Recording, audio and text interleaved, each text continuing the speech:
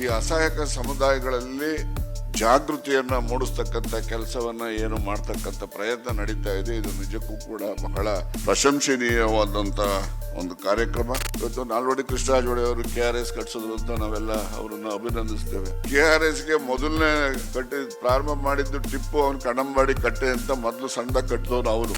ಇವತ್ತು ನಮ್ಮ ಯುವಕರಲ್ಲಿ ಹೋರಾಟದ ಮನೋಭಾವ ನಮ್ಮಲ್ಲಿ ನಾವೇ ನಮ್ಮ ವ್ಯವಸ್ಥೆನ ಚೂಟ್ ಹಾಕ್ಬಿಟ್ಟಿವೆ. ಮೊದಲು ಕಾಲೇಜ್ಗಳಲ್ಲೆಲ್ಲ ಎಲೆಕ್ಷನ್ಸ್ ನಡೆಯೋವು, ಅದು ನಡೆಯೋವು, ಇದು ನಡೆಯೋವು, ಅಲ್ಲಿ ಎಲೆಕ್ಷನ್ ಮಾಡ್ತಿದ್ರು. ಆಗ ಒಂದು ವಿದ್ಯಾರ್ಥಿಗಳಲ್ಲಿ ಒಂದು ನಾಯಕತ್ವದ ಗುಣ ಬೆಳೀತಾ ಇತ್ತು. ಇವತ್ತು ಆ ನಾಯಕತ್ವದ ಗುಣ ಬೆಳೀಲಿಕ್ಕೆ ಸಾಧ್ಯನೇ ಆಗಿಲ್ಲ. ಎಲ್ರಿಗೂ ನಮಸ್ಕಾರ. ಜಾಗೃತ ಕರ್ನಾಟಕ ವತಿಯಿಂದ ಏರ್ಪಡಿಸಿರ್ತಕ್ಕಂಥ ವಿಚಾರಗೋಷ್ಠಿಯ ಕಾರ್ಯಕ್ರಮವನ್ನು ಉದ್ಘಾಟಿಸಿ ತಮ್ಮನ್ನು ಉದ್ದೇಶಿಸಿ ಮಾತನಾಡಿರ್ತಕ್ಕಂಥ ಎಲ್ಲರ ಮುಂದಿನ ಆಶಾ ಕಿರಣ ಡಾಕ್ಟರ್ ಯತೀಂದ್ರ ಸಿದ್ದರಾಮಯ್ಯನವರೇ, ಜಾಗೃತ ಕರ್ನಾಟಕದ ಮುಖಂಡರು, ಸ್ಪಷ್ಟ ಮಾತುಗಳಲ್ಲಿ ಹೇಳಬೇಕಾದದ್ದನ್ನು ನಿಮಗೆ ನಮಗೆ ಎಲ್ರಿಗೂ ಕೂಡ ಮನವರಿಕೆ ಮಾಡಿಕೊಟ್ಟಿರ್ತಕ್ಕಂಥ ಡಾಕ್ಟರ್ ವಾಸೂರವರೇ, ನಮ್ಮ ಸಾಹಿತ್ಯ ಪರಿಷತ್ತಿನ ಮಾಜಿ ಅಧ್ಯಕ್ಷರಾಗಿರ್ತಕ್ಕಂಥ ಸಹೋದರಿ ಶ್ರೀಮತಿ ಬಾಹ ರಮಾಕುಮಾರಿರವರೇ,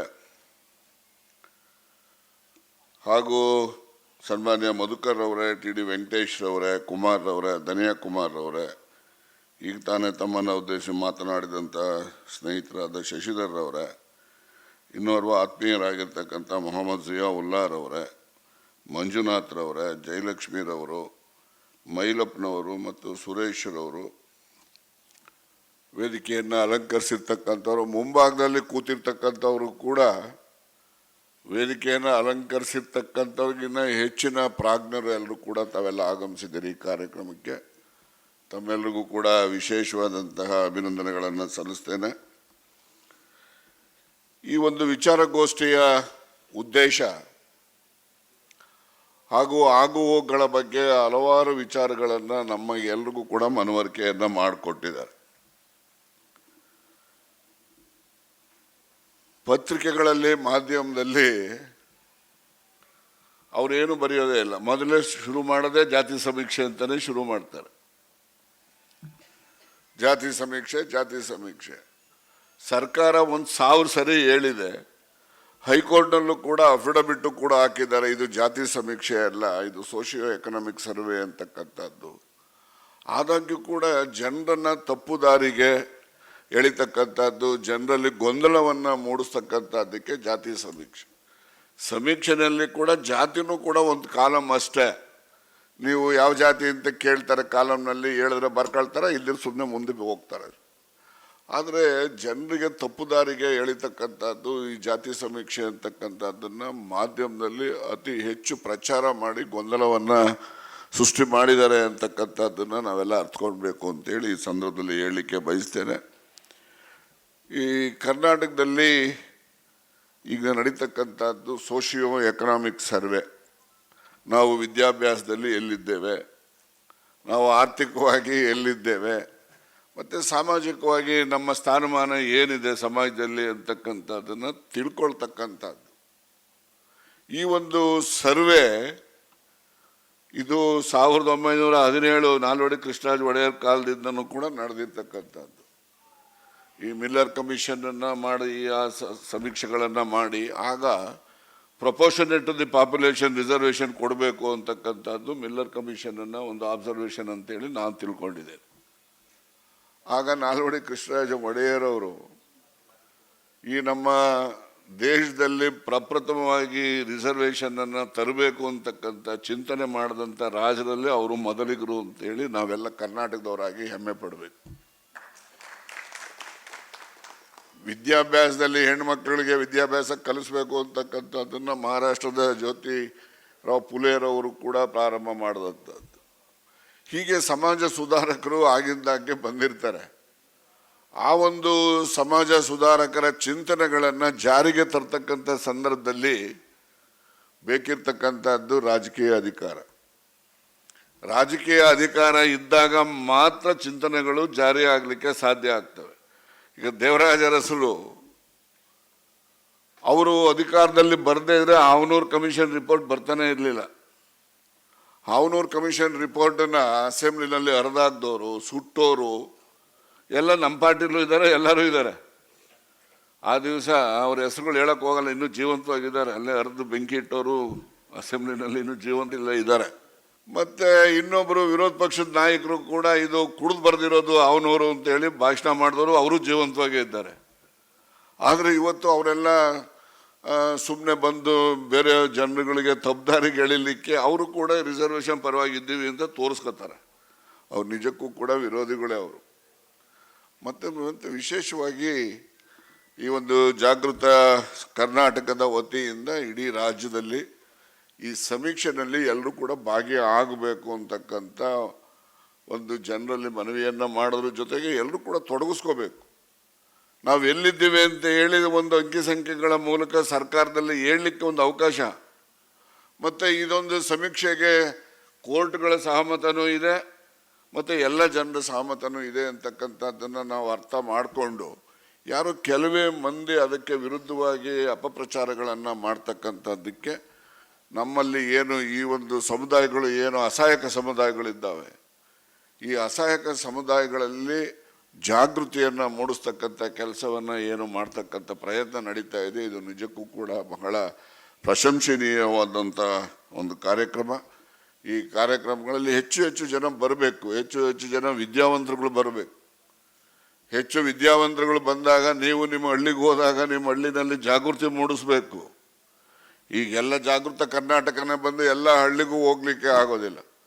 ಅವರು ನಿಮ್ಮಂಥವ್ರು ಬಂದು ಹೇಳ್ತಾರೆ, ನೀವು ಹೋಗಿ ಮತ್ತೆ ಬೇರೆಯವ್ರಿಗೆ ಅದನ್ನು ಪ್ರಚಾರ ಮಾಡ್ತಕ್ಕಂಥದ್ದು. ಇದರ ಈ ಒಂದು ಸಮೀಕ್ಷೆಯ ಸದುಪಯೋಗವನ್ನು ಎಲ್ಲ ಅಸಹಾಯಕ ಸಮುದಾಯಗಳು ಪಡ್ಕೋಬೇಕು ಅಂತಕ್ಕಂಥದ್ದನ್ನು ನಾವು ಜನರಿಗೆ ಮನವರಿಕೆ ಮಾಡ್ತಕ್ಕಂಥ ಕೆಲಸ ಆಗಲಿ ಅಂತೇಳಿ ಆಶಿಸಿ ಎಲ್ಲರೂ ಕೂಡ ಈ ಒಂದು ಸಮೀಕ್ಷೆಯಲ್ಲಿ ಭಾಗವಹಿಸಬೇಕು ಅಂತಕ್ಕಂಥದ್ದು ನಿಮ್ಮೆಲ್ಲರ ಅಪೇಕ್ಷೆ ಅಂತೇಳಿ ಈ ಸಂದರ್ಭದಲ್ಲಿ ನಾನು ಹೇಳಲಿಕ್ಕೆ ಬಯಸ್ತೇನೆ. ಮತ್ತು ಬಹಳಷ್ಟು ವಿಚಾರಗಳನ್ನು ಸನ್ಮಾನ್ಯ ವಾಸೂರವರು ಪ್ರಸ್ತಾಪ ಮಾಡಿದ್ರು, ರಮಾಕುಮಾರಿ ಅವರು ಕೂಡ ಪ್ರಸ್ತಾಪ ಮಾಡಿದ್ರು. ಆದರೆ ಒಂದು ರಮಾಕುಮಾರಿಯವರು ಹೇಳುವಾಗ ಮೇಲ್ಜಾತಿ ಕೀಳ್ಜಾತಿ ಪದ ಮಾತ್ರ ನಾನು ಯಾವತ್ತೂ ಕೇಳೋಕ್ಕೆ ಇಷ್ಟಪಡೋದಿಲ್ಲ. ಮುಂದುವರೆದವರು ಹಿಂದುಳಿದವರು ಅಂತ ಹೇಳ್ಕೊಡಿ, ನಮ್ಮದೇನು ಅಡ್ಡಿ ಇಲ್ಲ. ನಮಗೆ ನಾವೇ ಕೀಳು ಜಾತಿ ಇದ್ದ ನಾವ್ಯಾಕೆ ಒಪ್ಕೊಳಕ್ಕೆ ಹೋಗೋಣ? ನಾವು ಯಾವ ಜಾತಿಗಿನ್ನ ಏನು ಕಡಿಮೆ ಇದ್ದೀವ್ರಿ? ನಾವು ಆ ಪದ ಬಳಕೆಯನ್ನು ನಾವು ಮೊದಲು ಬಿಡಬೇಕು. ನಮ್ಮನ್ನು ನಾವೇ ಕೆಳಜಾತಿ ಅಂತ ನಾವೇ ಕೇಳ್ಕೋಬೇಕು. ನಾವು ಈಗ ಪೆರಿಯಾರ್ದು ಕತೆ ಕೇಳಿದಿರಲ್ಲ ನೀವೆಲ್ಲ. ಪೆರಿಯಾರ್ ತಾತದಿರೋ ಅವರು ಬೆಟ್ಟೂರು ಡ್ಯಾಮ್ ಕಟ್ಟೋದಕ್ಕೆ ಚಿತ್ರದುರ್ಗದಿಂದ ಕೂಲಿ ಕೆಲಸಕ್ಕೆ ಹೋದವರು. ಅವರು ಅಲ್ಲಿ ದ್ರಾವಿಡರ ಒಂದು ಸಂಘಟನೆ ಪ್ರಾರಂಭ ಮಾಡಿ ಏನು ತಮಿಳ್ನಾಡಲ್ಲಿ ಆ ಒಂದು ಬ್ರಾಹ್ಮಿನಿಸಮ್ ಇತ್ತು ಅದನ್ನು ಓಡಿಸ್ತಕ್ಕಂಥ ಕೆಲಸ ಮಾಡಿದವರು ಅವರು. 65-66ರಲ್ಲಿ ಸೇಲಮಲ್ಲಿ ಅವರು ಬೆಟ್ಟೂರು ಪಕ್ಕನೇ ಸೇಲಂ, ಅದು ಮೆಟ್ಟೂರು, ತಾರಮಂಗಲ, ಓಮ್ಲೂರು ಈ ಕಡೆಗೆ ಸೇಲಂ ಬರ್ತಕ್ಕಂಥದ್ದು, ಆ ಕಡೆ ಮೆಟ್ಟೂರು ಡ್ಯಾಮ್ ಇರ್ತಕ್ಕಂಥದ್ದು. ಅವರು ಅಲ್ಲಿ ಶ್ರೀರಾಮನ ಫೋಟೋಕ್ಕೆ ಬ್ರಾಹ್ಮಣರು ಬೀದಿನಲ್ಲಿ ಚಪ್ಪಲಿ ಹಾರ ಹಾಕ್ಬಿಟ್ಟು ಮೆರವಣಿಗೆ ಮಾಡ್ತಾರೆ. ಅವ್ರು ಚಪ್ಪಲಿ ಹೊಡೆದು ಮೆರವಣಿಗೆ ಮಾಡ್ತಾರೆ. ಅಂದರೆ ಶ್ರೀರಾಮನ ಚಪ್ಪಲಿ ಹೊಡಿಬೇಕಂತ ನಾನು ಹೇಳೋನಲ್ಲ. ಅಂದರೆ ಅವರು ಈ ವೈದಿಕ ಧರ್ಮದ ವಿರುದ್ಧವಾಗಿ ಅವರು ಧೈರ್ಯವಾಗಿ ಅಷ್ಟು ಅವರು ಹೋರಾಟವನ್ನು ಮಾಡಿದಂಥದ್ದು. ಅವರೇ ದ್ರಾವಿಡ ಕಜಗಂ ಪಾರ್ಟಿ ಕಟ್ಟಿದವರು ಅವರೇ. ಆಮೇಲಿಂದ ಅಣ್ಣಾದವರೇ, ಇವರು ಕರುಣಾನಿಧಿ ಅವರೆಲ್ಲ ಅವ್ರ ಶಿಷ್ಯರುಗಳು, ಅವರೆಲ್ಲ ಹಂಗೆ ಲೆಕ್ಕ ಹಾಕ್ಕೊಂಡು ಹೋದ್ರೆ DK DMK ಆಯಿತು, ADMK ಆಯಿತು, MDMK ಬೇರೆ ಬೇರೆಗಳು ಆದವು. ಅವೆಲ್ಲ ದ್ರಾವಿಡ ಕಜಗಂನಿಂದ. ಅವ್ರು ಎಷ್ಟು ವರ್ಷ ಬದುಕಿದ್ರಪ್ಪ ಅಂದರೆ 104 ವರ್ಷ ಬದುಕಿದ್ರು. ಇದೆಲ್ಲ ಅಂದರೆ ನಾನು ಹೇಳ್ತಕ್ಕಂಥದ್ದು ಶ್ರೀರಾಮನ ಫೋಟೋಕ್ಕೆ ಅವಮಾನ ಮಾಡಿದ್ರು, ಅದಕ್ಕೆ ಅವ್ರಿಗೆ ಆಯಸ್ಸು ಜಾಸ್ತಿ ಆಯಿತು ಅಂತಕ್ಕಂಥದ್ದಲ್ಲ. ಅವರು ತತ್ವ ಸಿದ್ಧಾಂತಗಳಿಗೆ ಅವರು ಹೋರಾಟ ಮಾಡ್ತಾ ಇದ್ರಲ್ಲ, ಅದನ್ನು ನಾವು ಇವತ್ತು ಯಾರಲ್ಲೂ ಕೂಡ ಕಾಣಲಿಕ್ಕೆ ಸಾಧ್ಯ ಆಗದೆ ಇರತಕ್ಕಂಥ ಪರಿಸ್ಥಿತಿಯಲ್ಲಿ ನಾವು ಬಂದ್ವಿ. ಇವತ್ತು ನಮ್ಮ ಯುವಕರಲ್ಲಿ ಹೋರಾಟದ ಮನೋಭಾವ ನಮ್ಮಲ್ಲಿ ನಾವೇ ನಮ್ಮ ವ್ಯವಸ್ಥೆನ ಚೂಟ್ ಹಾಕ್ಬಿಟ್ಟಿವೆ. ಮೊದಲು ಕಾಲೇಜ್ಗಳಲ್ಲೆಲ್ಲ ಎಲೆಕ್ಷನ್ಸ್ ನಡೆಯೋವು, ಅದು ನಡೆಯೋವು, ಇದು ನಡೆಯೋವು, ಅಲ್ಲಿ ಎಲೆಕ್ಷನ್ ಮಾಡ್ತಿದ್ರು. ಆಗ ಒಂದು ವಿದ್ಯಾರ್ಥಿಗಳಲ್ಲಿ ಒಂದು ನಾಯಕತ್ವದ ಗುಣ ಬೆಳೀತಾ ಇತ್ತು. ಇವತ್ತು ಆ ನಾಯಕತ್ವದ ಗುಣ ಬೆಳೀಲಿಕ್ಕೆ ಸಾಧ್ಯನೇ ಆಗಿಲ್ಲ. ನನಗೆ ನಗಣ ಈ ಯೂನಿವರ್ಸಿಟಿ ಹುಡುಗರು ಬಂದರು, ಸರ್ ನಮಗೆ ಲ್ಯಾಪ್ಟಾಪ್ ನಿಲ್ಲಿಸ್ಬಿಟ್ಟವ್ರೆ ಸರ್ ಯೂನಿವರ್ಸಿಟಿನಲ್ಲಿ ಕೊಡ್ತಾ ಇಲ್ಲ ಅಂತ. ನಾನು ಎಲ್ಲ ಹೋಗಿ ಕೇಳ್ರೆ ನೀವು ಯಾಕೆ ಕೊಡ್ತಾ ಇಲ್ಲ, ನಾನು ಸರಿ ಸಂಬಂಧಪಟ್ಟವ್ರಿಗೆ ಮಾತಾಡಿದೆ, ಅವರೇನೋ ಕಾನೂನುಗಳು ಹೇಳ್ಬಿಟ್ರು. ಸರಿ ಆಮೇಲೆ ನೀವೆಲ್ಲ ಒಂದು ಅಜಿಟೇಷನ್ ಮಾಡ್ರೆ ಅಂದೆ. ಸರ್ ಅಜಿಟೇಷನ್ ಮಾಡಿಬಿಟ್ರೆ ನಮ್ಮದು ಇಂಟರ್ನಲ್ ಅಸೆಸ್ಮೆಂಟಲ್ಲಿ ನಂಬರ್ ಎಲ್ಲ ಕಮ್ಮಿ ಮಾಡಿಬಿಡ್ತಾರೆ ಸರ್, ಅದಕ್ಕೆ ನಾವು ಮಾಡೋಕ್ಕೆ ಹೋಗಲ್ಲ ಸರ್. ಈ ಥರ ಪರಿಸ್ಥಿತಿ ಯೂನಿವರ್ಸಿಟಿಗಳಲ್ಲಿ ಬಂದರೆ, ಹಿಂದೆ ವೀರೇಂದ್ರ ಪಾಟೀಲ್ ಚೀಫ್ ಮಿನಿಸ್ಟರ್ ಇರೋವಂಥ ಕಾಲದಲ್ಲಿ 69ರಲ್ಲಿ ಈ ಎಕ್ಸ್ಪೋ 70 ನಿಮ್ಮ ಭಾಸ್ಕರಪ್ಪಂದು ಇಲ್ಲಿಂದ ಹೋಗಿದ್ರು, ವೀರೇಂದ್ರ ಪಾಟೀಲ್ ಕಳಿಸಿದ್ರು. ನಾವು ಇದೇ ಬೆಂಗಳೂರಲ್ಲಿ ಎಕ್ಸ್ಪೋ 70ನೇ ಒಂದು ರಾಜ್ಯದಲ್ಲಿ ಒಂದು ದೊಡ್ಡ ಹೋರಾಟ ಮಾಡಿ ಆಗ ಕಾಂಗ್ರೆಸ್ಸನ್ನು ವೀಕನ್ ಮಾಡಿ ನಾವು ಅವಾಗ ಕಾಂಗ್ರೆಸ್, ಇಂದಿರಾ ಗಾಂಧಿ ಕಾಂಗ್ರೆಸ್ಸನ್ನು ಸ್ಟ್ರೆಂಥನ್ ಮಾಡಿದಂತಹ ಕಾಲ ಅದು. ವಿದ್ಯಾರ್ಥಿ ಹೋರಾಟದಿಂದ ಆದಂಥದ್ದು. ಇವು ಎಲ್ಲ ನಮಗೆ ಜ್ಞಾಪಕನೇ ಇಲ್ಲ. ನಮ್ಮಲ್ಲಿ ಇತಿಹಾಸ ತಿಳ್ಕೋಬೇಕು ಅಂತಕ್ಕಂಥದ್ದೂ ಇಲ್ಲ. ಈಗ ನಾನು ಹೆಚ್ಚು ಮಾತನಾಡ್ಲಿಕ್ಕೆ ಹೋಗ್ದು 4-5 ಅಂಶಗಳನ್ನು ಪ್ರಸ್ತಾಪ ಮಾಡಲಿಕ್ಕೆ ಬಯಸ್ತೇನೆ. ಈಗ ನಮ್ಮ ವಾಸವ್ರು ಹೇಳುವಾಗ ನನಗೆ ನಾಲ್ವಡಿ ಕೃಷ್ಣರಾಜ ಒಡೆಯರ್ ಅವರು ರಿಸರ್ವೇಷನ್ ತರುವಾಗ ಅದು ಪ್ರತಿಭಟಿಸಿ ವಿಶ್ವೇಶ್ವರಯ್ಯನವ್ರು ರಾಜೀನಾಮೆ ಕೊಟ್ಬಿಡ್ತಾರೆ ದಿವಾನ್ಗಿರಿ. ನಾನು ಇದಕ್ಕೆ ವಿರುದ್ಧ ಇದ್ದೀನಿ, ನಾನು ಮಾಡೋದಿಲ್ಲ ಅಂತ. ಅವ್ರು ನಾಲ್ವಡಿ ಕೃಷ್ಣರಾಜ ಒಡೆಯರ್ ಅವ್ರು ನೀವು ಹೋಗಪ್ಪ, ನೀನು ಹೋದ್ರೆ ಹೋಗು, ಏನು ಚಿಂತೆ ಇಲ್ಲ ಅಂತೇಳಿ ಇನ್ನೊಬ್ಬರನ್ನ ದಿವಾನರನ್ನ ಮಾಡಿ ಅವರು ರಿಸರ್ವೇಷನನ್ನು ಇಂಪ್ಲಿಮೆಂಟೇಷನ್ ಮಾಡ್ತಾರೆ. ಇವತ್ತು ನಾಲ್ವಡಿ ಕೃಷ್ಣರಾಜ ಒಡೆಯವರು KRS ಕಟ್ಸಿದ್ರು ಅಂತ ನಾವೆಲ್ಲ ಅವರನ್ನು ಅಭಿನಂದಿಸ್ತೇವೆ. KRSಗೆ ಮೊದಲನೇ ಪ್ರಾರಂಭ ಮಾಡಿದ್ದು ಟಿಪ್ಪು, ಅವನು ಕಣಂಬಾಡಿ ಕಟ್ಟೆ ಅಂತ ಮೊದಲು ಸಣ್ಣ ಕಟ್ಟದವನು ಅವನು. 1924ರಲ್ಲಿ ಅಲ್ಲಿ ಮದ್ರಾಸಲ್ಲಿದ್ದಂತಹ ಬ್ರಿಟಿಷರ ಪ್ರೆಸಿಡೆನ್ಸಿನಲ್ಲಿ ಅಗ್ರಿಮೆಂಟ್ ಮಾಡಿಕೊಂಡು ಅದರದ್ದು ಹೈಟನ್ನು ನಿರ್ಣಯ ಮಾಡಿ ಪೂರೈಸಿದಂಥವರು ನಾಲ್ವಡಿ ಕೃಷ್ಣರಾಜ ಒಡೆಯರು. ಅವ್ರು ಕಟ್ತಕ್ಕಂಥ ಹಣಕಾಸಿಗೆ ತೊಂದರೆ ಬರ್ತದೆ, ಮನೇಲಿದ್ದಂಥ ಅವರ ಹೆಣ್ಮಕ್ಳು ಒಡವೆ ಎಲ್ಲ ಮಾರಾಟ ಮಾಡಿ ಕಟ್ಟಿಸ್ತಾರೆ. ಇವೆಲ್ಲ ಒಂದು ಇತಿಹಾಸದಲ್ಲಿ ಭಾಗ ಇದೆ. ಮತ್ತು ಸಮಾಜಕ್ಕೆ ಅವರ ಕೊಡುಗೆನೂ ಕೂಡ ನಿರಂತರವಾಗಿ ನಾವು ಯಾರು ಕೂಡ ಮರೆಯಾಗಿಲ್ಲ. ಇಲ್ಲ ಪಕ್ಕದಲ್ಲೇ ಲೈಬ್ರರಿ ಬಿಲ್ಡಿಂಗ್ ಇದೆ, ಟೌನ್ ಹಾಲ್ ಬಿಲ್ಡಿಂಗ್ ಇದೆ. ಹೀಗೆ ಎಲ್ಲ ನಮ್ಮ ಹಳೆ ಮೈಸೂರು ಭಾಗದಲ್ಲಿ ಅವರು ಎಲ್ಲ ಕಡೆನೂ ಕೂಡ ಜನಪರವಾಗಿ ಕೆಲಸ ಮಾಡಿದಂಥ ಒಬ್ಬ ಮಹಾನ್ ಮನುಷ್ಯ ಅಂತಕ್ಕಂಥದ್ದು, ರಾಜರು ಅಂತೇಳಿ ನಾವು ಅವರಿಗೆ ಗೌರವವನ್ನು ಸಲ್ಲಿಸ್ತೇವೆ. ಹಾಗೆ ನಾವು ಈ ಕೆಲವು ಬಾರಿ ನಮ್ಮ ಗಮನದಲ್ಲಿ ಬರ್ತಕ್ಕಂಥದ್ದು, ನಮ್ಮ ಜನಗಳಿಗೆ ನಾವು ಗೌರವ ಕೊಡೋದಿಲ್ಲ. ಈಗ ಯಾರೋ ಒಬ್ಬ ಊರಿನಲ್ಲಿ ಹಣವಂತ ಆಗಿರ್ತಕ್ಕಂಥವನು ಎದೆ ಸೀಳಿದ್ರೆ 2 ಅಕ್ಷರ ಇರೋದಿಲ್ಲ. ಅವನಿಗೆ ಒಬ್ಬ PhD ಓದಿದ್ದವನು ಕೂಡ ಅವನು ಬತ್ತಿದ್ದಂಗೆ ಇವನು ಕುರ್ಚಿ ಬಿಟ್ಬಿಟ್ಟು ಇವನು ಪಕ್ಕಕ್ಕೆ ಹೋಗಿ ನಿಂತ್ಕೊಂಡ್ಬಿಡ್ತಾನೆ. ಇದು ಸಮಾಜದಲ್ಲಿರ್ತಕ್ಕಂಥ ನಮ್ಮ ಮನಸ್ಥಿತಿ ನಾನು ಹೇಳ್ತಾ ಇದ್ದೀನಿ. ಆದರೆ ನಾವು ಏನು ಮಾತಾಡ್ತೀವಿ, ನಮ್ಮ ಸಮುದಾಯದಲ್ಲೋ ಅಥವಾ ನಮ್ಮಲ್ಲಿ ಈ ಒಂದು ತುಳಿತಕ್ಕೆ ಒಳಗಾದಂತಹ ಸಮುದಾಯದವನು ಒಬ್ಬ ಎಷ್ಟೇ ವಿದ್ಯಾವಂತ ಇದ್ದರೂ ಕೂಡ ಅವನಿಗೆ ನಾವು ಗೌರವ ಕೊಟ್ಟು ಮಾತಾಡೋದಿಲ್ಲ. ಅವನಿಗೆ ಏನಲ್ಲ ಯಾವಾಗ ಬಂದಲ್ಲ ಬಾರೋ ಅಂತೀವಿ ನಾವು. ಅದೇ ಇನ್ಯಾರೊಬ್ಬ ದುಡ್ಡೋ ಪಡ್ಡೋ ಇದ್ದು ಬಲಾಢ್ಯರು ಯಾರು ಇರ್ತಾರೆ, ಅವನೆಂಥ ದಡ್ಡನ ಮಗ ಇದ್ದರೂ ಕೂಡ ಬಂದು ಬಾರಪ್ಪ ಅಣ್ಣ ಬಾ ಕೂತ್ಕೊಂತ ಕೂಡಿಸಿ ಅವನಿಗೆ ಗೌರವ ಕೊಡ್ತೀವಿ. ಮೊದಲು ನಮ್ಮವರಿಗೆ ನಾವು ಗೌರವವನ್ನು ಕೊಡೋದನ್ನು ನಾವು ಕಲಿತಕ್ಕಂಥ ಅವಶ್ಯಕತೆ ಇದೆ ಅಂತೇಳಿ ನಾನು ಈ ಸಂದರ್ಭದಲ್ಲಿ ಹೇಳಲಿಕ್ಕೆ ಬಯಸ್ತೇನೆ. ಮತ್ತು ಇಂದಿನ ಇತಿಹಾಸಗಳನ್ನು ನಾವು ತಿಳ್ಕೋಬೇಕು. ಈ ರಿಸರ್ವೇಷನ್ಗೆ ಯಾರು ಪರ ಇದ್ದಾರೆ, ಯಾರು ವಿರುದ್ಧ ಇದ್ದಾರೆ, ಅವ್ರ ಮನಸ್ಥಿತಿ ನಿರಂತರವಾಗಿ ಇದ್ದೇ ಇರ್ತದೆ, ಅದು ಬದಲಾವಣೆ ಆಗೋದಿಲ್ಲ. ಸುಮ್ಮನೆ ಅಧಿಕಾರಕ್ಕೋಸ್ಕರ ಬಂದು ಹೇಳ್ಬೋದು ಅಷ್ಟೇ. ಈಗ ಸಿದ್ದರಾಮಯ್ಯನವರು ಕಾಂತರಾಜು ವರದಿ, ಜಯಪ್ರಕಾಶ್ ಹೆಗ್ಡೆ ಅವರ ವರದಿ ಏನದು ಬರ್ತದೆ, ಅದನ್ನು ಜಾರಿ ಮಾಡ್ತಕ್ಕಂಥದ್ದು ಅದನ್ನು ಒಪ್ಕೋಬೇಕು ಅಂತಕ್ಕಂಥ ಮನಸ್ಥಿತಿ ಇದ್ದಂಥ ಒಬ್ಬ ಮುಖ್ಯಮಂತ್ರಿ ಅಂತೇಳಿ ನಾನು ಧೈರ್ಯವಾಗಿ ಹೇಳಲಿಕ್ಕೆ ಬಯಸ್ತೇನೆ. ಆದರೆ ಅದಕ್ಕೆ ಕಾಂಗ್ರೆಸ್ ಪಕ್ಷದಲ್ಲಿ ಇರ್ತಕ್ಕಂಥ ಒತ್ತಡಗಳೇನಿದ್ದಾವೆ, ಬೇರೆ ಬೇರೆ ರೀತಿಯಲ್ಲಿ ಒತ್ತಡಗಳನ್ನು ತಂದು ಹೊಸ ಸರ್ವೆ ಮಾಡಬೇಕು ಅಂತಕ್ಕಂಥ ನಿರ್ಣಯವನ್ನು ಮಾಡ್ತಕ್ಕಂಥದ್ದಕ್ಕೆ ಅಂತಹ ಗಟ್ಟಿ ಮನಸ್ಸಿನ ಮನುಷ್ಯನು ಕೂಡ ಒಪ್ಪುವಂತಾಗೋಗ್ತದೆ. ಯಾವ ರೀತಿ ವ್ಯವಸ್ಥೆ ಹಾಳು ಮಾಡುತ್ತೆ ಅಂತಕ್ಕಂಥದ್ದಕ್ಕೆ ಅವ್ರು ಯಾವತ್ತೂ ಯಾರ ಮಾತು ಏನು ಕೇಳೋ ಮನುಷ್ಯ ಅಲ್ಲ. ಏನು ಮನಸ್ಸಲ್ಲಿ ಮಾಡಬೇಕು ಅಂತ ತೀರ್ಮಾನ ಮಾಡ್ತಾರೆ ಅದನ್ನು ಮಾಡೋವಂಥ ಮನುಷ್ಯ.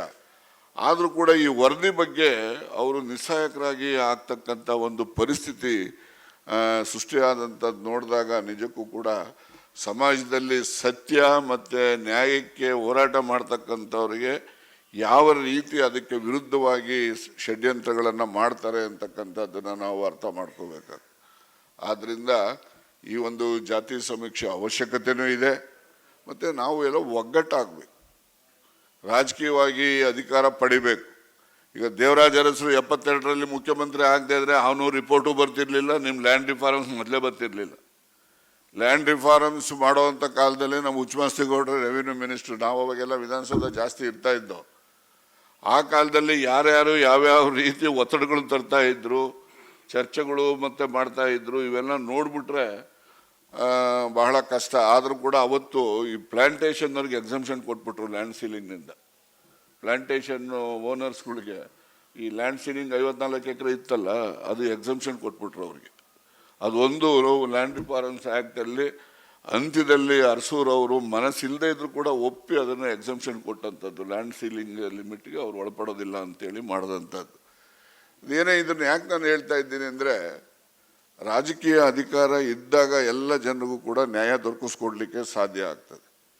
ರಾಜಕೀಯ ಅಧಿಕಾರ ಯಾರ ಕೈಯಲ್ಲಿ ಇರಬೇಕು ಅಂತಂದರೆ, ಯಾರು ಎಲ್ಲ ಜನರನ್ನು ಕೂಡ ಸರ್ವತೋಮುಖವಾಗಿ ಅಭ್ಯುದಯವನ್ನು ಬಯಸ್ತಕ್ಕಂಥ ಅವ್ರು ಯಾರು ಇರ್ತಾರೆ ಅವರಲ್ಲಿ ರಾಜಕೀಯ ಅಧಿಕಾರ ಇರಬೇಕು.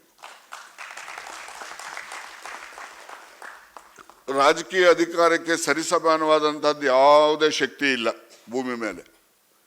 ಆ ರಾಜಕೀಯ ಅಧಿಕಾರ ಗಳಿಸ್ತಕ್ಕಂಥದ್ದು ಪ್ರಯತ್ನ ಎಲ್ಲರೂ ಕೂಡ ಒಗ್ಗಟ್ಟಾಗಿ ಮಾಡಿದಾಗ ಸಾಧ್ಯ ಆಗ್ತದೆ. ಅದನ್ನು ನಾವು ಮಾಡ್ತಾ ಇಲ್ಲ. ನಾವು ಸುಮ್ಮನೆ ಯಾವ್ಯಾವುದೋ ಸಣ್ಣ ಪುಟ್ಟದ್ದು 5 ವರ್ಷ ಎಲೆಕ್ಷನ್ ಬರ್ತವೆ, 4 ವರ್ಷ ಕಡೆ ಪೋಲಿಂಗು ಆಗುತ್ತಲ್ಲ ದಿವಸ, ಅಲ್ಲಿನ ತನಕ ಚೆನ್ನಾಗೇ ಇರ್ತಾರೆ. ಇನ್ನು 2 ದಿವಸ ಪೋಲಿಂಗ್ ಅನ್ನೋವಾಗ ಅವಾಗ ಬಂದ್ಬಿಡ್ತಾವೆ ಎಲ್ಲ. ಅದು ಇದು ಅವತ್ತು ಹಂಗಂದಿದ್ದ, ಇವತ್ತು ಹಿಂಗಂದಿದ್ದ, ಇವನ್ ಬಿಟ್ಟು ಯಾರಿಗಾನ ಗೆದ್ಕೊಂಡ್ಲಿ. ಇನ್ನು 4.25 ವರ್ಷದಲ್ಲಿ ಇವೆಲ್ಲ ತೀರ್ಮಾನಗಳು ಮಾಡುವಂಥ ಸಣ್ಣ ತೀರ್ಮಾನ, ಅಂದರೆ ಸಣ್ಣ ಒಂದು ಯೋಚನೆ ನಮ್ಮ ಈ ಸಮುದಾಯಗಳಲ್ಲಿ ಬರ್ತವೆ. ಇವರಲ್ಲಿ ಅರಿವು ಬರಬೇಕು, ವಿದ್ಯಾವಂತರು ಹೆಚ್ಚಾಗಬೇಕು, ರಾಜಕೀಯ ಪ್ರಜ್ಞೆ ಬರಬೇಕು. ರಾಜಕೀಯ ಪ್ರಜ್ಞೆಗಳಿಗೆ ಅದನ್ನು ಚರ್ಚೆ ಮಾಡಬೇಕು ಅಂತೇಳಿ ನಾವೆಲ್ಲ ಹತ್ರದಲ್ಲಿ ನೋಡಿರ್ತೀವಿ. ಈ ಯಾವ್ಯಾವ ಎಲೆಕ್ಷನ್ನಲ್ಲಿ ಯಾರ್ಯಾರು ಇರ್ತಾರೆ, ಹೆಂಗಿರ್ತಾರೆ, ಏನೇನು ಮಾಡ್ತಾರೆ, ಏನು ಮಾತಾಡ್ತಾರೆ, ಮಾತಿಗೂ ಅವ್ರ ಕೃತಿಗೂ ಎಷ್ಟು ವ್ಯತ್ಯಾಸ ನೋಡಿ. ಒಂದು ಸಣ್ಣ ಇದನ್ನು ಹೇಳ್ತೀನಿ. ಈ ಲ್ಯಾಂಡ್ ರಿಫಾರ್ಮ್ಸ್ ಪ್ರಸ್ತಾಪ ಮಾಡಿದೆ. ಸೌತ್ ಕೆನರಾ, ನಾರ್ತ್ ಕೆನರಾದಲ್ಲಿ ಹೆಚ್ಚು ಬೆನಿಫಿಷರೀಸ್ ಅಂತ ಹೇಳಿದ್ರೆ ಇವತ್ತು ಯಾರು BJPನಲ್ಲಿ ಬಟ್ಟೆ ಕಟ್ಕೊಂಡು ನಾಮ ಬಳ್ಕೊಂಡು ತಿರುಗ್ತಾರೆ ಅವರೇ. ತೊಂದರೆಗಳು ಅನುಭವಿಸಿದವ್ರು ಯಾರಪ್ಪ ಅಂತ ಹೇಳಿದ್ರೆ ಅಲ್ಲಿ ಬಂಟ್ಸು, ಜೈನ್ಸು, ಬ್ರಾಹ್ಮಣರುಗಳು. ನಮ್ಮಲ್ಲೆಲ್ಲ ಒಂದು ತಾಲೂಕು ಒಂದೊಂದು ಲ್ಯಾಂಡ್ ರಿಫಾರ್ಮ್ಸ್ ಕಮಿಟಿಗಳಿದ್ದವು. ಅಲ್ಲಿ ಸೌತ್ ಕೆನರಾದಲ್ಲಿ ಸುಬ್ಬಯ್ಯ ಶೆಟ್ಟಿ ಅನ್ನೋರನ್ನ ದೇವರಾಜ ಅರಸು ಅವರು ಲ್ಯಾಂಡ್ ರಿಫಾರ್ಮ್ಸ್ ಮಿನಿಸ್ಟರ್ ಅಂತ ಡೆಸಿಗ್ನೇಟ್ ಮಾಡಿ ಹೋಬಳಿಗೆ ಒಂದೊಂದು ಲ್ಯಾಂಡ್ ರಿಫಾರ್ಮ್ಸ್ ಕಮಿಟಿಗಳನ್ನು ಮಾಡಿ ಅಲ್ಲಿ ಭೂ ಸುಧಾರಣೆ ಕಾಯ್ದೆನ ಜಾರಿ ಮಾಡೋದು. ಆ ಭೂ ಸುಧಾರಣೆ ಕಾಯ್ದೆನಲ್ಲಿ ಯಾರೆಲ್ಲ ಭೂಮಿ ಪಡ್ಕೊಂಡ್ರಲ್ಲ ಅವರೆಲ್ಲ ಇವತ್ತು ಕಾಂಗ್ರೆಸ್ಗೆ ವಿರುದ್ಧ. ಹಿಂದುತ್ವ ಹಿಂದುತ್ವ ಹಿಂದುತ್ವ. ಯಾವ ಹಿಂದುತ್ವ ರೀ? ಹಿಂದೂ ಈಗ ಗೂಡ್ಸೆನೂ ಹಿಂದೂ, ಮಹಾತ್ಮ ಗಾಂಧಿನೂ ಹಿಂದೂ. ಮಹಾತ್ಮ ಗಾಂಧಿ ಕೊಂದವನು ಯಾರಪ್ಪ? ಅವನು ಹಿಂದೂನೇ. ಆದರೆ ಗಾಂಧಿ ಹಿಂದುತ್ವ, ಗಾಂಧಿ ವಾದ ಹಿಂದುತ್ವದ್ದೇನಿತ್ತು ಅದನ್ನು ನಾವು ಗಾಂಧಿ ಹಿಂದುತ್ವವಾದಿಗಳು. ನಾವು ಇವರೆಲ್ಲ ಬೇರೆಯವರೆಲ್ಲ ಯಾರಿದಾರಲ್ಲ ಇವರೆಲ್ಲ ಗೂಡ್ಸೆ ಹಿಂದುತ್ವವಾದಿಗಳು. ನಮ್ಮ ದೇಶಕ್ಕೆ ಗಾಂಧಿ ಹಿಂದುತ್ವವಾದ ಇರಬೇಕೆ ಹೊರತು ಗೂಡ್ಸೆ ಹಿಂದುತ್ವವಾದ ನಮ್ಮ ದೇಶಕ್ಕೆ ಹೊಂದೋದಿಲ್ಲ. ಇದನ್ನು ನಾವು ಸರಿಯಾಗಿ ತಿಳ್ಕೋಬೇಕು. ಮಾತೆತ್ತಿದ್ರೆ ನಾವೆಲ್ಲ ಹಿಂದೂಗಳು ಒಂದಾಗ್ಬಿಡ್ಬೇಕು. ನಾನೊಬ್ಬ BJP ನಮ್ಮ ತುಮಕೂರಲ್ಲಿ ಒಬ್ಬ ದೊಡ್ಡ ಲೀಡರ್ ಇದ್ರು. ಹಿಂದುತ್ವ ನಾವೆಲ್ಲ ಹಿಂದೂಗಳು ಒಂದು ಅಂತ ಭಾಷಣ ಮಾಡ್ದ. ನಾನು ಹಿಂದೂ ಎಲ್ಲ, ನಾನು ಹೆಂಗೆ ನಿಮ್ಮ ಜೊತೆಲಿ ಇರೋಕ್ಕಾಗ್ತದೆ ಅಂದೆ. ನಿಂದು ಬಿಡು ಮರ ಅಂತ. ಆಯ್ತಪ್ಪ, ಎಲ್ಲ ಒಂದು ಅಂತೀಯಲ್ಲಪ್ಪ, ಬಾ ಹೋಗೋಣ.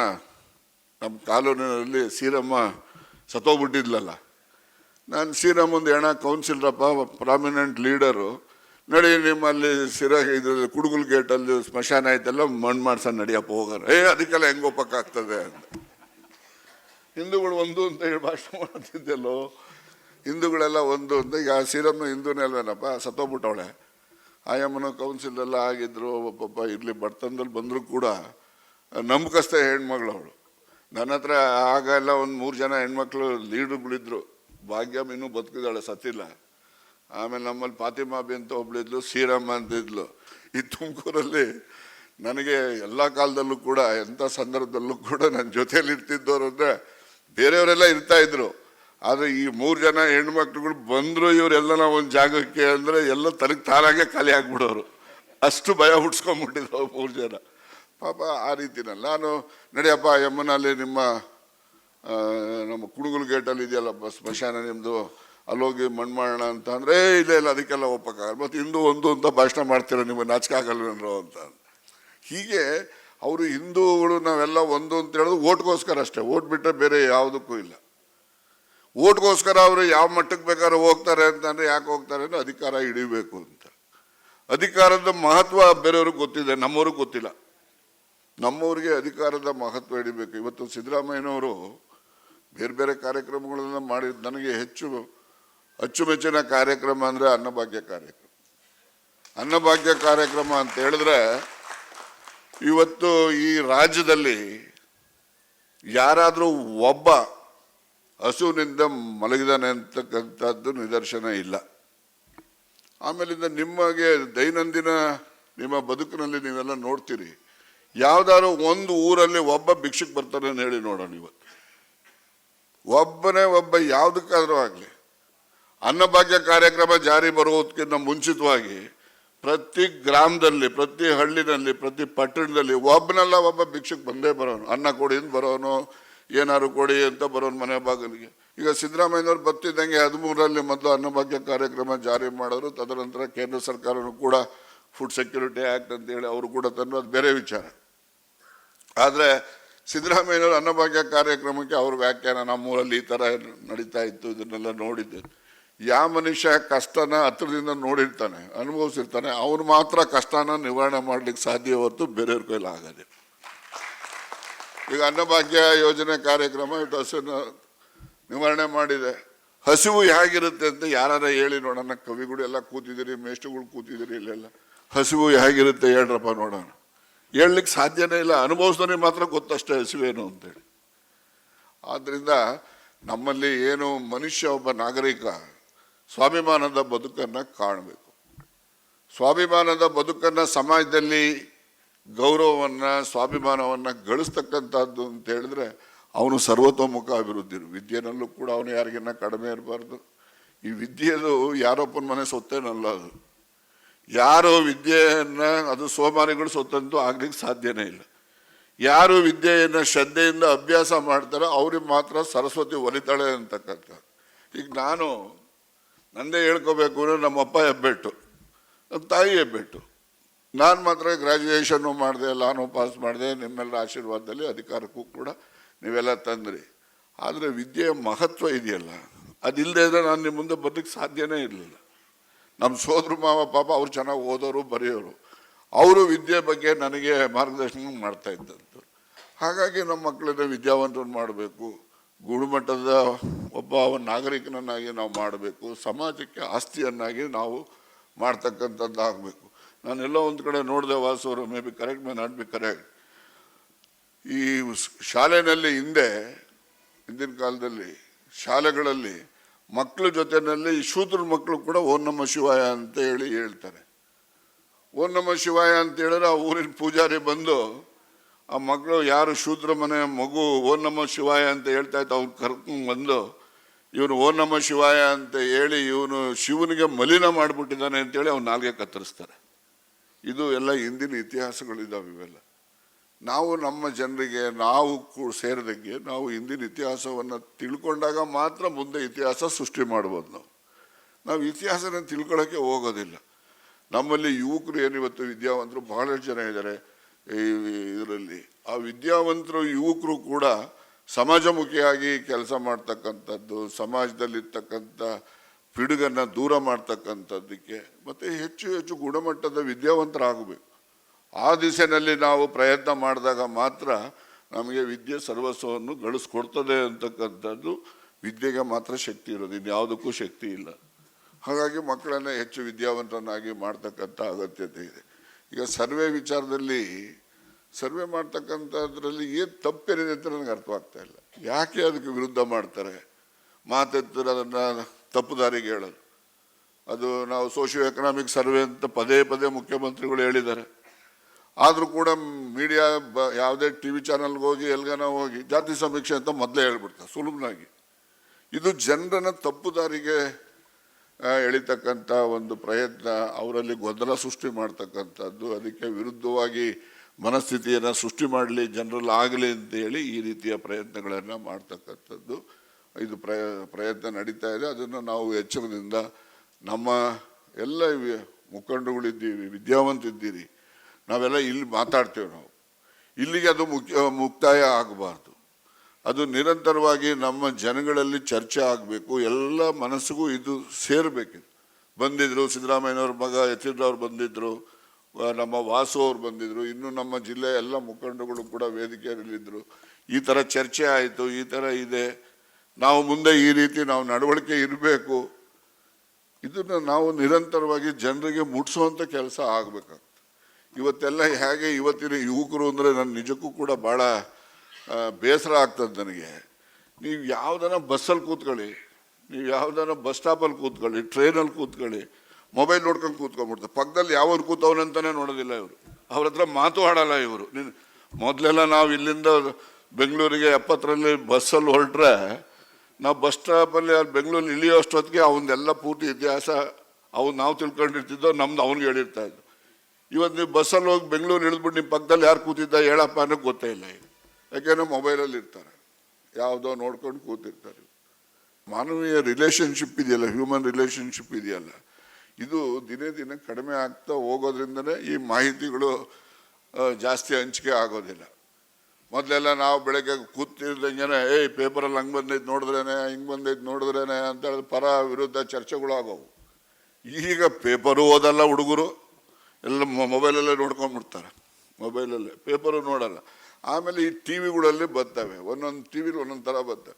ಮಾತಾಡ್ತದೆ ಧರ್ಮಸ್ಥಳದ ಬುರುಡೆ ಇವರಿಗೆ, ಅವನು ಯಾರೋ ಜೈಲಲ್ಲಿದ್ದಾನೆ, ಅವನೇನೋ ದೊಡ್ಡ ಕೆಲಸ ಮಾಡಿ ಅಂತೇಳಿ ಅವನದೊಂದು ತೋರಿಸೋದು, ಬರೀ ಇಂಥವಕ್ಕೆ ತೋರಿಸ್ತಿರ್ತಾರೆ. ಅಲ್ಲೆಲ್ಲೋ ಸತ್ತೋದ್ರು, ಅವನು ಯಾರೋ ಹೆಂಡತಿ ಬಿಟ್ಟ, ಗಂಡನ ಬಿಟ್ಟ, ಇವೆಲ್ಲ ನಡೆಯೋದೊಂದು ಸಂಸಾರ ಪ್ರಪಂಚದಲ್ಲಿ, ಜೀವನದಲ್ಲಿ ಇವೆಲ್ಲ ಇವತ್ತಿಂದ ನಡೆಯಲ್ಲ, ಮೊದಲಿಂದ ನಡೀತಾನೆ ಇರ್ತವೆ. ಆದರೆ ಆದ್ಯತೆ ಯಾವುದನ್ನು ಪ್ರಚಾರ ಮಾಡಬೇಕು, ಜನರಿಗೆ ಯಾವುದನ್ನು ಮುಟ್ಟಿಸ್ಬೇಕು ಅನ್ನೋದು ಇದೆಯಲ್ಲ ಆದ್ಯತೆ, ಅದು ಆದ್ಯತೆಯ ಕೊರತೆ ಸಮಾಜಮುಖಿಯಾಗಿ ಇಲ್ಲ ಅಂತಕ್ಕಂಥದ್ದನ್ನು ನಾವು ನೋಡ್ತಾ ಇರ್ತೀವಿ. ಹಾಗಾಗಿ ನಮ್ಮೆಲ್ಲರೂ ಕೂಡ ಈ ಒಂದು ಒಳ್ಳೆ ಜಾಗೃತಿ ಸಮಾವೇಶ ಅಂತಕ್ಕಂಥದ್ದು, ಮತ್ತು ಏನು ನಮ್ಮ ಜಾಗೃತ ಕರ್ನಾಟಕದ ವತಿಯಿಂದ, ಅದರಲ್ಲೂ ನಮ್ಮ ಎಲ್ಲ ಮುಂದೆ ನಮ್ಮ ಯತೀಂದ್ರ ಅವರಿಗೆ ಬಹಳ ದೊಡ್ಡ ಭವಿಷ್ಯ ಇದೆ, ಗೊತ್ತಾಯ್ತಾ. ನಾವೆಲ್ಲ ಒಂದೊಂದ್ಸರಿ ಸಿದ್ದರಾಮಯ್ಯನವ್ರಿಗೆ ಹೇಳ್ತಾ ಇರ್ತೀವಿ, ಏನ್ರಿ ನೀವು ಆದಮೇಲೆ ಯಾರ್ರೀ ರಾಜ್ಯಕ್ಕೆ ಅಂತೀವಿ. ಬಿಡಯ್ಯ, ಯಾರೊಬ್ರು ಬರ್ತಾರೆ, ಹೆಂಗೋ ಆಗ್ತದೆ ಅಂತಿರ್ತಾರೆ. ಆದರೆ ನಾವು ಯಾರಾದರೂ ಆಗಲಿ ಒಬ್ಬ ನಾಯಕನ ಗುರುತಿಸ್ಕೊಂಡು ನಾವು ಅವರ ಹೆಸರಿನಲ್ಲಿ ನಾವು ಸಂಘಟನೆಯನ್ನು ಮಾಡ್ಕೊಳ್ತಕ್ಕಂಥ ಅಗತ್ಯ ಇರ್ತದೆ. ನಾಯಕ ಇಲ್ಲದಿದ್ರೆ ಯಾವುದೇ ಸಂಘಟನೆ ಇರೋದಿಲ್ಲ. ಇವತ್ತು ಅಹಿಂದ ಅಂತಕ್ಕಂಥದ್ದು ರಾಜ್ಯದಲ್ಲೇನಾದ್ರು ಬಂದಿದೆ ಅಂದರೆ ಅದು ಸಿದ್ದರಾಮಯ್ಯನವರು ಜಾಲಪ್ಪನವರಿಂದ. ಅಹಿಂದ ಅಂತಕ್ಕಂಥ ಪದ ಬಂದಿದ್ದೆ ಅವರಿಂದನೇ. ಜಾಲಪ್ಪನವ್ರ ಪಾಪ ಇವತ್ತು ನಮ್ಮ ಕಣ್ಮುಂದೆ ಇಲ್ಲದೆ ಇರ್ಬೋದು, ಅವರು ಅಷ್ಟೇ. ಯಾವುದನ್ನ ಆಗಲಿ ಎಂಥದನ್ನ ಆಗಲಿ ಅವರು ಅಹಿಂದ ಅಂತಂದರೆ ಅವ್ರಿಗೆ ಭಾಳ ಅತ್ಯುತ್ತಮವಾದಂತಹ ಪ್ರೀತಿ ಅಭಿಮಾನವನ್ನು ತೋರಿಸ್ತಾ ಇದ್ದಂಥವ್ರು. ಹಾಗೆ ಅದಕ್ಕೆ ಹೆಚ್ಚು ಶಕ್ತಿಯನ್ನು ತುಂಬಿದಂಥವ್ರು ಸಿದ್ದರಾಮಯ್ಯನವರು. ಇವತ್ತು ಇಲ್ಲಾಂದರೆ ನಾವು ಯಾರೂ ಕೂಡ ಒಂದು ಆಗ್ತಾನೆ ಇರಲಿಲ್ಲ. ಅಲ್ಲಿ ಇಲ್ಲಿ ಏನೇನೋ ತಿರುಗಾಡ್ಕೊಂಡು ಒಬ್ಬೊಬ್ರು ಒಂದೊಂದು ಹೇಳ್ಕೊಂಡು ಜಾತಿ ಒಳಗಡೆ ಒಳಪಂಗಡದಲ್ಲಿ ಇನ್ನೊಂದು ಎಲ್ಲ ಬಂದ್ಬಿಡೋದು. ಈಗ ಅಹಿಂದ ಪ್ರಭಾವ ಏನಪ್ಪ ಅಂತ ಹೇಳಿದ್ರೆ ಅದು ಅನುಭವಿಸ್ತವ್ರು ನನ್ನ ಸೇರಿದಂಗೆ. ಈಗ ನನ್ನ ಕ್ಷೇತ್ರದಲ್ಲಿ ನಾನು 35,500 ಲೀಡಲ್ಲಿ ಗೆದ್ದೆ. ಇಡೀ ಜಿಲ್ಲೆನಲ್ಲಿ ನಮ್ಮದೇ ಹೈಯೆಸ್ಟ್ ಇದೆ, ಅಂದರೆ ಜನ ಆಶೀರ್ವಾದ ಮಾಡಿದ್ರು. ಅಲ್ಲಿ ಅಹಿಂದ ವರ್ಗಗಳು ಎಲ್ಲವೂ ಕೂಡ ಒಗ್ಗಟ್ಟಾಗಿ ಮತ ಹಾಕಿದ್ರು. ಅಹಿಂದ ವರ್ಗಗಳು ಎಲ್ಲವೂ ಕೂಡ ಅಂದಾಕ್ಷಣಕ್ಕೆ ಬೇರೆಯವ್ರು ಹಾಕಿಲ್ಲ ಅಂತಲ್ಲ. ಈಗ ನಮ್ಮಲ್ಲಿ ಒಂದು ಹೋಬಳಿ ಇದೆ, ದೊಡ್ಡೇರಿ ಹೋಬಳಿ, ಅಲ್ಲಿರೋದೆಲ್ಲ ಕುಂಚಿಟಿಗರೇ ಇರೋದು. ಅಲ್ಲೂ ಕೂಡ ನನಗೆ 5,500 ಲೀಡ್ ಕೊಟ್ಟಿದೆ. ಅಂದರೆ ನಾವು ಒಟ್ಟಾರೆ ಬಡವರೇನಿರ್ತಾರಲ್ಲ, ಎಲ್ಲ ಜಾತಿಯಲ್ಲಿರ್ತಕ್ಕಂಥ ಬಡವರು ಇರ್ತಾರಲ್ಲ, ಬಡವ್ರ ಪರವಾಗಿ ನಾವು ಚಿಂತನೆಯನ್ನು ಮಾಡಿ ಅವರ ಯೋಗಕ್ಷೇಮಕ್ಕೆ ನಾವು ಸ್ಪಂದಿಸ್ತಕ್ಕಂಥ ಕೆಲಸ ಮಾಡಿದ್ರೆ ಅವರು ನಮ್ಮನ್ನು ಕೂಡ ಮುಖಂಡರು ಅಂತೇಳಿ ಸ್ವೀಕಾರ ಮಾಡ್ತಾರೆ ಅಂತಕ್ಕಂಥದ್ದಕ್ಕೆ ನಾನೇ ಉದಾಹರಣೆ. ಹಾಗಾಗಿ ರಾಜಕಾರಣದಲ್ಲಿ ಯಾವತ್ತೂ ಕೂಡ ನಾವು ಧೈರ್ಯವಾಗಿ ಸರಿ ಇರೋದನ್ನು ಸರಿ ಅಂತ ಹೇಳೋ ಅಂಥದ್ದು, ಮತ್ತು ಯಾರು ಅಂಥವ್ರು ಇರ್ತಾರೆ ಅಂಥವ್ರಿಗೆ ಜನರು ಆಶೀರ್ವಾದ ಮಾಡುವಂಥದ್ದು. ಈ ಧ್ವನಿ ಇಲ್ಲದೆ ಇರ್ತಕ್ಕಂಥ ಸಮುದಾಯಗಳಿದಾವಲ್ಲ, ಇವ್ರಿಗೆ ಸ್ವಲ್ಪ ಧೈರ್ಯ ಕಡಿಮೆ ಇರ್ತದೆ. ಆದರೆ ನಂಬಿಕೆಗೆ ಮೋಸ ಇಲ್ಲ. ನಂಬಿದ್ರೆ ಮಾತ್ರ ಅವ್ರು ಹೇಗೆ ಇರಲಿ, ಎಲ್ಲೇ ಅವರು ಯಾವುದೇ ರೀತಿ ಓಡಾಡ್ಕೊಂಡಿದ್ರು ಓಟ್ ಮಾತ್ರ ಕರೆಕ್ಟಾಗಿ ಹಾಕ್ತಾರೆ. ಇದು ಇತ್ತೀಚಿನ ಬೆಳವಣಿಗೆ ಕಲ್ತಿರ್ತಕ್ಕಂಥದ್ದು ಅಂತೇಳಿ ಅದು ಇನ್ನೂ ಮುಂದುವರಿಸ್ಕೊಂಡು ಹೋಗ್ಬೇಕು. ನಾವು ಅಹಿಂದ ಸಮುದಾಯದ ಅಭ್ಯರ್ಥಿಗಳು ಹೆಚ್ಚು ಹೆಚ್ಚು ಜನ ರಾಜಕೀಯ ಅಧಿಕಾರದಲ್ಲಿ ಬರಬೇಕು. ಈಗ ನಮ್ಮ ವಾಸು ಅವ್ರು ಹೇಳ್ದಂಗೆ ಎಷ್ಟು ಜನ ಇದ್ದಾರೆ MLAಗಳು, ಅವರೇ ಜಾಸ್ತಿ. ನಮ್ಮಲ್ಲಿ ಧೈರ್ಯದ ಕೊರತೆ ಮತ್ತು ಅಸರ್ಟಿವ್ನೆಸ್ ಅಂತೀವಲ್ಲ, ಅದ್ರದ್ದು ಕೊರತೆ ನಮ್ಮಲ್ಲಿ ಬರ್ತದೆ ಜಾಸ್ತಿ. ಅದು ಹೋಗಬೇಕು. ಇಲ್ಲಿ ರಾಜಕಾರಣದಲ್ಲಿ ಮತ್ತು ಬೇರೆ ಯಾವುದರಲ್ಲೇ ಆಗಲಿ ನಾವು ಹೆಚ್ಚು ಅಗ್ರೆಸಿವ್ ಆಗಿದ್ದಾಗ ಮಾತ್ರ ಸಾಧ್ಯ. ಇದು ಭಾಳ ಸ್ಪರ್ಧಾತ್ಮಕವಾದಂತಹ ಜಗತ್ತು. ಯಾರು ಹಿಂದೆ ಹೋಗ್ತಾನೆ ಅವ್ರು ಹಿಂದಕ್ಕೆ ಹೊರಟೋಗ್ತಾನೆ, ಯಾರು ಮುಂದಕ್ಕೆ ಹೋಗ್ತಾರೆ ಹೆಂಗೋ ಹಾಗೆ ಹೀಗೆ ಇದು ಮಾಡ್ಕೊಂಡು ಅವರು ಕೂಡ ಮುಂದುವರಿತಾರೆ. ಈ ನಮ್ಮ ಹುಲಿ ನಾಯಕರು ಅವ್ರು ಧಾರವಾಡ ಜಿಲ್ಲೆಯಿಂದ ಬಂದು ನಮ್ಮ ಹಾಸ್ಪಿಟ್ಲಲ್ಲಿದ್ದರು. ಅವರು ಇವತ್ತು ಒಂದು ದೊಡ್ಡ ಕಾಲೇಜನ್ನು ಮಾಡಿಸಿದ್ದಾರೆ. ಅದು ನಾವೆಲ್ಲ ಹೆಮ್ಮೆ ಪಡಬೇಕು, ನಾವೆಲ್ಲ ಹೆಮ್ಮೆ ಪಡಬೇಕು. ಅದರಿಂದ ಸುಮಾರು ಇವತ್ತು ಸಾವಿರಾರು ಜನ ವಿದ್ಯಾರ್ಥಿಗಳು ವಿದ್ಯಾವಂತರಾಗ್ತಾರೆ, ಹೌದಲ್ವಾ? ಅವರು ಆ ಒಂದು ಧೈರ್ಯವಾಗಿ ನಿರ್ಧಾರ ತೆಗೆದುಕೊಳ್ಳದೆ ಇದ್ರೆ ಅದೇನು ಸಾಧನೆ ಮಾಡೋಕ್ಕಾಗ್ತಾನೆ ಇಲ್ಲ. ಹಾಗೆ ನಮ್ಮಲ್ಲಿ ಯಾರಿಗೇನು ಶಕ್ತಿನಲ್ಲಿ ಯಾರೇನು ಕಡಿಮೆ ಇಲ್ಲ. ಎಲ್ರಿಗೂ ಕೂಡ ಭಗವಂತ ಬುದ್ಧಿಶಕ್ತಿ ಎಲ್ಲ ಶಕ್ತಿನೂ ಸಣ್ಣಾಗಿ ಕೊಟ್ಟಿರ್ತಾರೆ. ಆದರೆ ಅದನ್ನು ನಾವು ಸದುಪಯೋಗ ಪಡಿಸ್ಕೊಳ್ತಕ್ಕಂಥ ಪ್ರಯತ್ನಗಳು ನಮ್ಮಲ್ಲಿ ಆಗ್ತಾ ಇಲ್ಲ ಅಂತಕ್ಕಂಥದ್ದು ವಿಷಾದಕರವಾದಂತಹ ಸಂಗತಿ ಅಂತೇಳಿ ನಾನು ಈ ಸಂದರ್ಭದಲ್ಲಿ ಹೇಳಲಿಕ್ಕೆ ಬಯಸಿ, ಜನರಲ್ಲಿ ಆತ್ಮವಿಶ್ವಾಸವನ್ನು ಮೂಡಿಸ್ತಕ್ಕಂಥ ಈ ಒಂದು ಜಾತಿ ಜನಗಣತಿ ಅಂತಕ್ಕಂಥದ್ದು ಬಿಟ್ಟು ಸೋಷಿಯೋ ಎಕನಾಮಿಕ್ ಸರ್ವೆ ಅಂತಕ್ಕಂಥದ್ದನ್ನು ಹೆಚ್ಚು ಹೆಚ್ಚು ಪ್ರಚಾರ ಮಾಡಬೇಕು. ಜಾತಿನೂ ಕೂಡ ಆ ಸರ್ವೆನಲ್ಲಿ ಒಂದು ಅಂಗ ಅಷ್ಟೇ ಹೊರತು ಪ್ರಾಮುಖ್ಯವಾಗಿ ಜಾತಿ ಸರ್ವೆ ಅಲ್ಲ ಇದು. ನಮ್ಮಲ್ಲಿ ಎಷ್ಟು ಜನ ವಿದ್ಯಾವಂತರಿದ್ದಾರೆ, ಎಷ್ಟು ಜನ ಆಸ್ತಿ ಏನೇನಿದೆ ಅವ್ರದ್ದು ತಿಳ್ಕೊಬೇಕಲ್ಲ.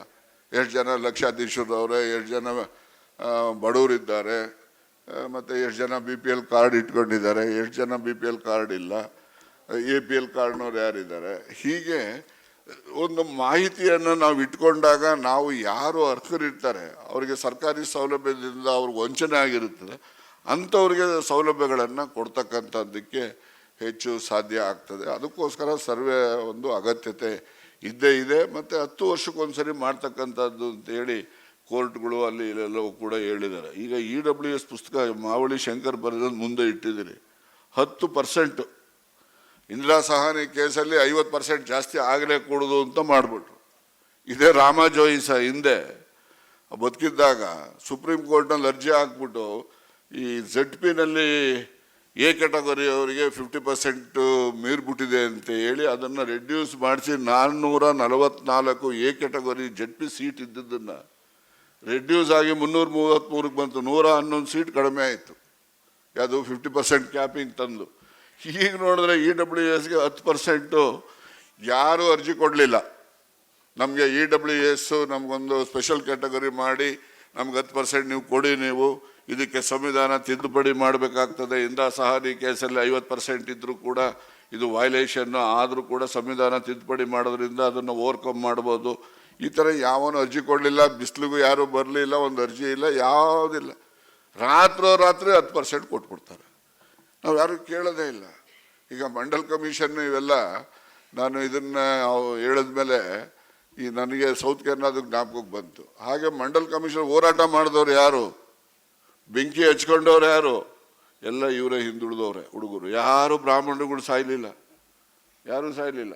ಎಲ್ಲ ಹಿಂದುಳಿದವ್ರೆ ಬೆಂಕಿ ಹಚ್ಕೊಳ್ಳೋದು, ಅಲ್ಲಿ ಅಜಿಟೇಷನ್ ಮಾಡೋದು, ಇಲ್ಲಿ ಅಜಿಟೇಷನ್ ಮಾಡೋದು, ಇದೆಲ್ಲ ಮಾಡಿ ಇವರು. ಯಾಕೆಂದರೆ ಈ ಹಿಂದುಳಿದ ಸಮುದಾಯದವ್ರಿಗೆ ಏನಾಗ್ತದೆ ಅಂದರೆ ಒಳ್ಳೆ ಮಾತಾಡ್ಬಿಟ್ರೆ ಸಾಕು, ಇನ್ನೇನು ಬೇಕೇ ಇಲ್ಲ ಅವ್ರಿಗೆ. ನಿನ್ನ ಬಿಟ್ಟರೆ ಇಲ್ಲ ಕಡೆ ಊರಾಗೆ ಅಂತಾರೆ, ಅಂದ್ಬಿಟ್ರೆ ಇವನಿಗೆ ಆಗೋದು ಆಕಾಶಕ್ಕೆ ಹೊರಟೋಗ್ಬಿಡ್ತಾರೆ, ಏನು ಹೇಳಿದ್ರು ಮಾಡಿಬಿಡ್ತಾರೆ. ಈ ಥರ ಮನಸ್ಥಿತಿನಲ್ಲಿ ನಾವು ಬೆಳೆದಿರ್ತಕ್ಕಂಥದ್ದು. ಹಾಗಾಗಿ ಅದನ್ನು ದುರುಪಯೋಗ ಮಾಡ್ತಕ್ಕಂಥವ್ರು ಮೊದಲಿಂದನೂ ಕೂಡ ಶೋಷಣೆ ಮಾಡ್ತಕ್ಕಂಥವ್ರು ಇದ್ದೇ ಅವರೇ, ಶೋಷಣೆಗೆ ಒಳಗಾಗೋರು ಇದ್ದಾರೆ. ಈಗಲೂ ಕೂಡ ಶೋಷಣೆಗೆ ಒಳಗಾಗೋರ ಸಂಖ್ಯೆ ಕಡಿಮೆ ಆಗಿರ್ಬೋದು, ಶೋಷಣೆ ಮಾಡೋರು ಇನ್ನೂ ಹೆಚ್ಚು ಜನ ಇದ್ದಾರೆ ಈಗ. ಆದ್ದರಿಂದ ನಾವು ಈ ಶೋಷಣೆಗೆ ಒಳಗಾಗದ ರೀತಿಯಲ್ಲಿ ಸ್ವಾಭಿಮಾನದ ಬದುಕು ಜೊತೆಯಲ್ಲಿ ಆರ್ಥಿಕವಾಗಿ ಕೂಡ ನಾವು ಸದೃಢರಾಗಬೇಕು. ನಮ್ಮ ಮಾತುಗಳಿಗೆ ಏನಾದರೂ ಕೂಡ ಬೆಲೆ ಬರಬೇಕು ಅಂದರೆ ನಾವು ಆರ್ಥಿಕವಾಗಿ ಕೂಡ ಸದೃಢರಾಗಬೇಕು. ಹೌದಲ್ಲ ಡಾಕ್ಟ್ರೆ? ಇಲ್ಲದಿದ್ರೆ ಯಾರು ಕೇಳ್ತಾರೆ ನಿಮ್ಮನ್ನು? ಯಾರು ಕೇಳೋದಿಲ್ಲ. ನಾವು ವಿದ್ಯಾವಂತರು ಆಗಬೇಕು, ಆರ್ಥಿಕವಾಗಿ ಸದೃಢರು ಆಗಬೇಕು, ಸಮಾಜದಲ್ಲಿ ನಾವು ಕೂಡ ಇದ್ದೇವೆ ಅಂತಕ್ಕಂಥದ್ದನ್ನು ಧೈರ್ಯವಾಗಿ ಹೇಳುವಂಥ ಮನಸ್ಥಿತಿನೂ ಕೂಡ ಬರಬೇಕಾಗ್ತದೆ. ಅದು ಬಂದಾಗ ನಮಗೆ ಎಲ್ಲ ರೀತಿಯಲ್ಲೂ ಕೂಡ ನಾವು ಮುಂದುವರಿಲಿಕ್ಕೆ ಸಾಧ್ಯ ಆಗ್ತದೆ. ಇನ್ನೊಂದು ಅಂತಿಮವಾಗಿ ರಿಸರ್ವೇಷನ್ ಎಷ್ಟು ವರ್ಷ ಕೊಡಬೇಕು ಅಂತೇಳಿ ಒಂದು ಸುಪ್ರೀಂ ಕೋರ್ಟ್ನಲ್ಲಿ ರಾಮ ಜೋಯಿಸ್ ಕೇಸಲ್ಲಿ ಅಂದಿನ ಜಡ್ಜು ಪ್ರಶ್ನೆ ಕೇಳಿದ್ದು ನನಗೆ ಜ್ಞಾಪಕ ಇದೆ.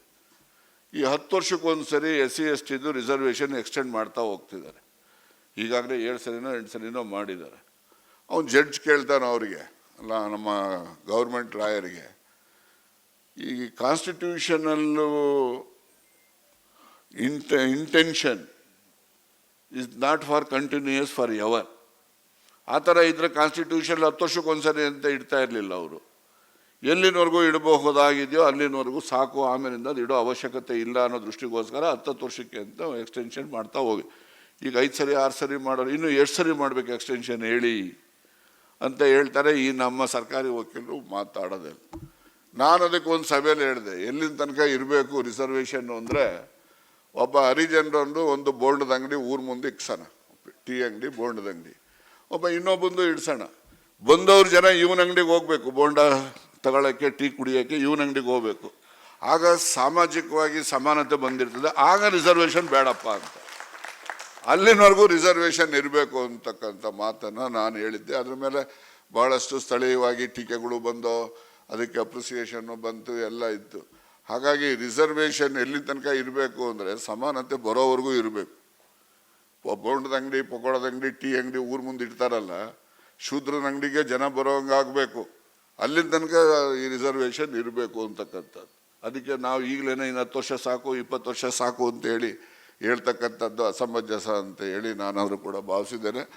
ಹಾಗಾಗಿ ನಾವು ಇನ್ನೇನು ಹೆಚ್ಚು ಮಾತನಾಡ್ತಕ್ಕಂಥ ಅಗತ್ಯತೆ ಇಲ್ಲ. ಪಾಪ ವಾಸು ಅವರು ಭಾಳ ಚೆನ್ನಾಗಿ ವಿಚಾರಗಳನ್ನ ಹೇಳಿದ್ದಾರೆ.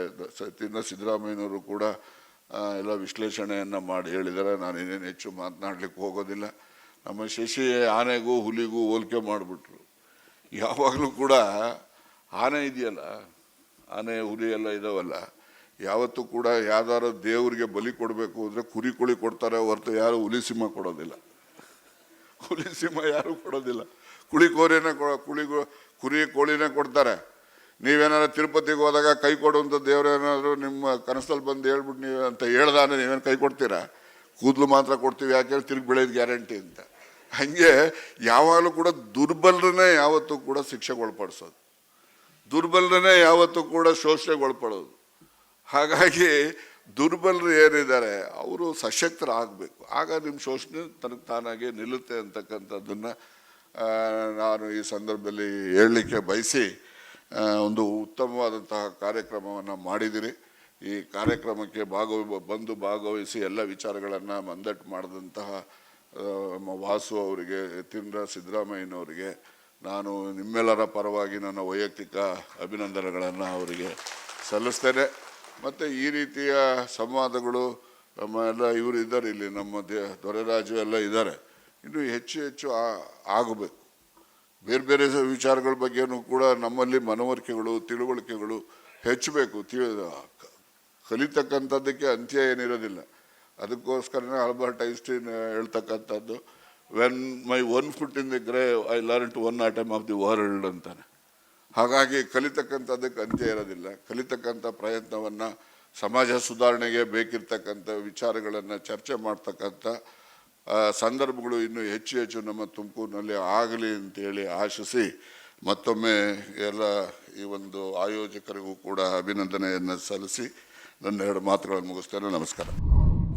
ಮತ್ತಷ್ಟು ವಿಶೇಷ ವಿಡಿಯೋಗಳನ್ನು ನೋಡಲು ಮತ್ತು ಹೊಸ ವಿಡಿಯೋಗಳ ಬಗ್ಗೆ ತಿಳಿಯಲು eedina.com ಯೂಟ್ಯೂಬ್ ಚಾನೆಲ್ ಸಬ್ಸ್ಕ್ರೈಬ್ ಮಾಡಿ ಮತ್ತು ಬೆಲ್ ಐಕಾನ್ ಕ್ಲಿಕ್ ಮಾಡಿ.